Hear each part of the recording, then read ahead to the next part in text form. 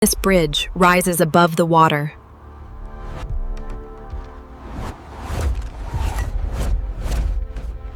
Then it dives underwater.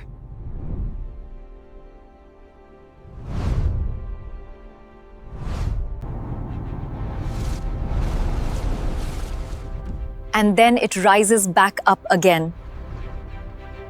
And the driver never even notices the transition.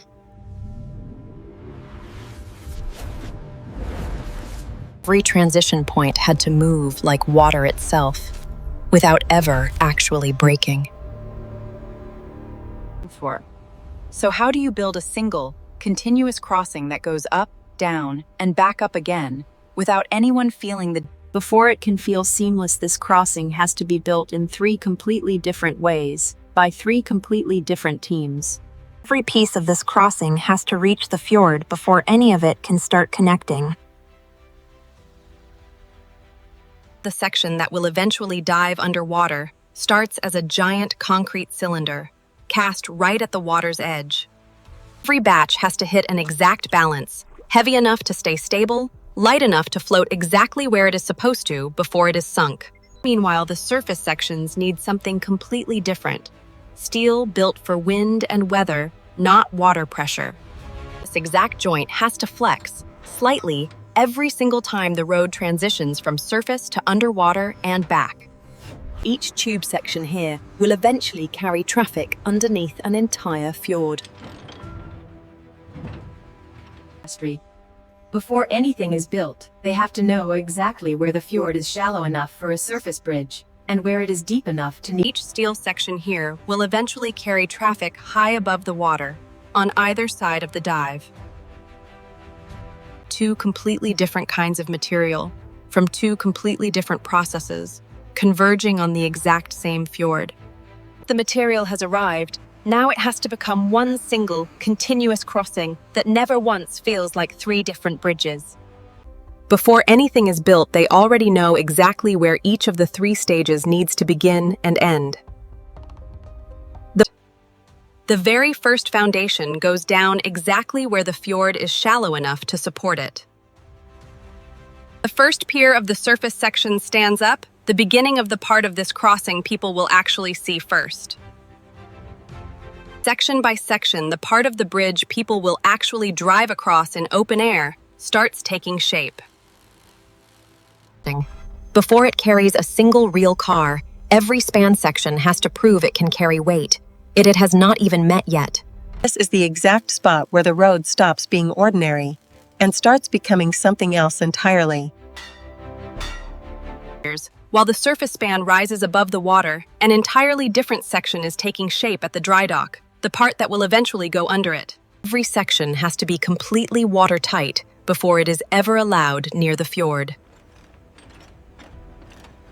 And just like that, the underwater section of this crossing touches open water for the very first time. Every meter of this journey is measured, a few degrees off course, and the entire alignment with the surface sections could be wrong. Deep below, the points that will hold this section in place are already being locked into the fjord floor. To sink something built to float, they flood it, carefully, and only exactly as much as the math allows. Meter by meter, it sinks toward the exact depth calculated to connect perfectly with the surface sections on either side. When it misconnects, the tube stops sinking and starts holding exactly where it is meant to stay. This is the exact joint where above the water has to become underwater, without the road itself ever feeling the difference. One transition complete, one more, on the opposite side, still waiting. For the first time, you can see exactly how these 2 completely different structures are meant to become one. On the far side of the fjord, an entire mirror image construction effort has been happening the whole time. Every measurement here has to match the first span exactly, and the driver's experience depends entirely on both sides feeling identical. This is the second half of the same idea, the point where the road climbs back out of the water and into open air. And with this joint, the entire three-stage crossing finally becomes one single, continuous structure.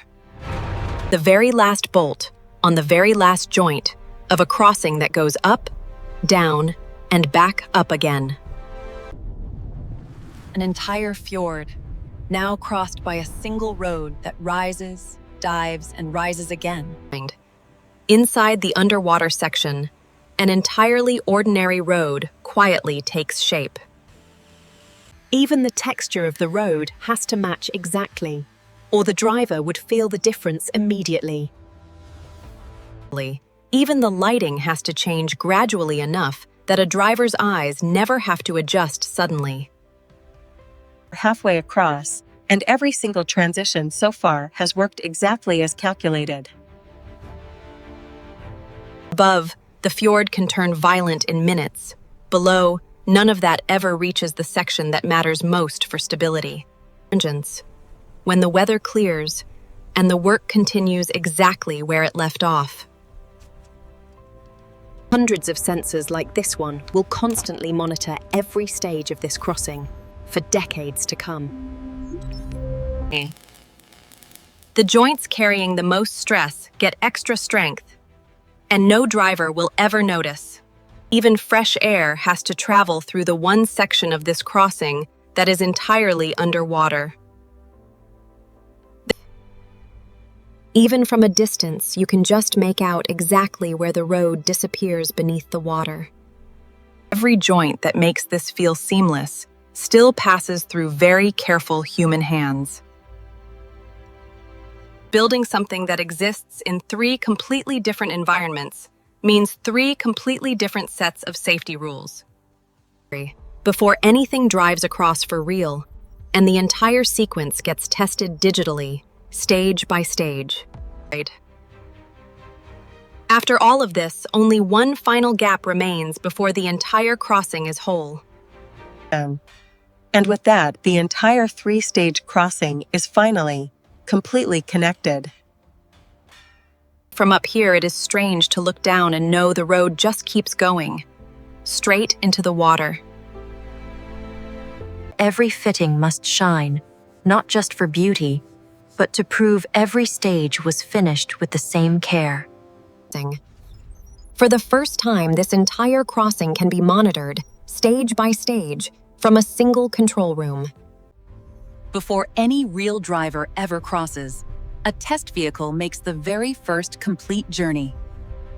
Even now, the smallest detail is never left unfinished.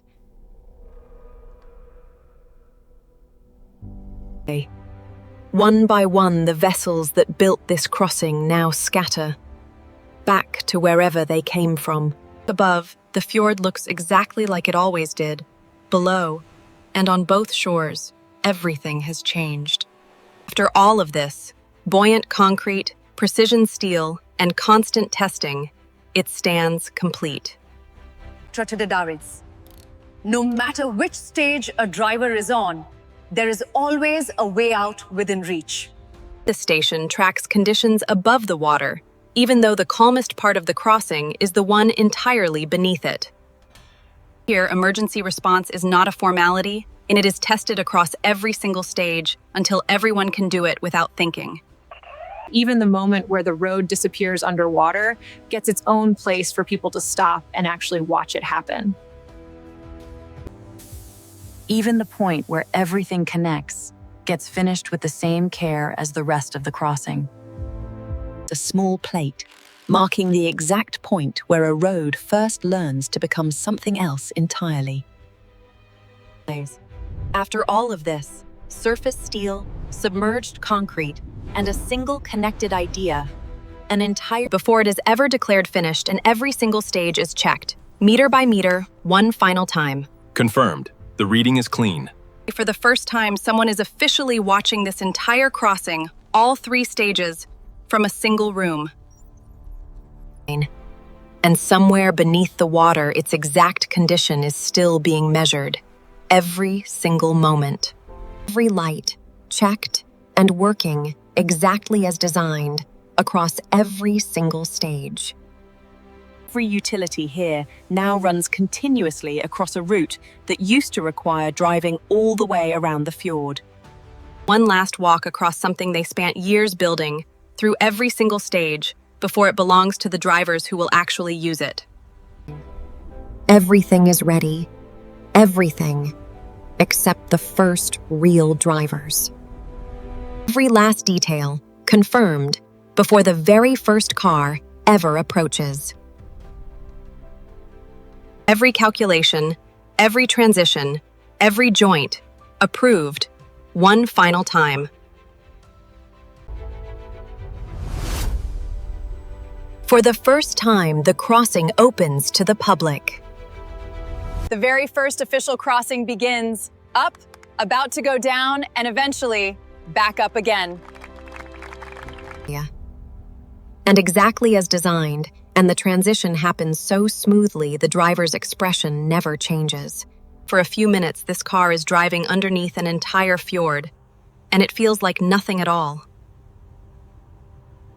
And just as smoothly, it rises back into daylight on the other side. Most of them will never fully understand what it took to build this, and all of them will still want to see it for themselves. Within weeks, what once seemed impossible becomes just another part of the daily commute. One fjord, one seamless crossing, and a road that goes up, down, and back up again, without a single driver ever noticing. Every sunrise now passes over 3 completely different environments, connected as if they were always meant to be one. This is not just steel and concrete. This is what happens when engineers stop treating up, down, and up again as 3 separate problems. Up, then underwater, then up again, and nobody driving across it ever even notices. This video is created for education and informational purposes using advanced AI tools and human creativity. All concepts, scripting, and storytelling are independently developed to ensure originality. Visuals and animations are generated or enhanced using AI technologies such as VO3, Meta AI, and Grok AI, while final editing and post-production and completed using CapCut and other professional editing tools. No external created content has been copied or reused. Any semblance to real-world environments, factories, or processes is purely coincidental. All scenes shown in this video are digitally created and do not represent real footage. This content is produced with transparency and follows YouTube monetization guidelines.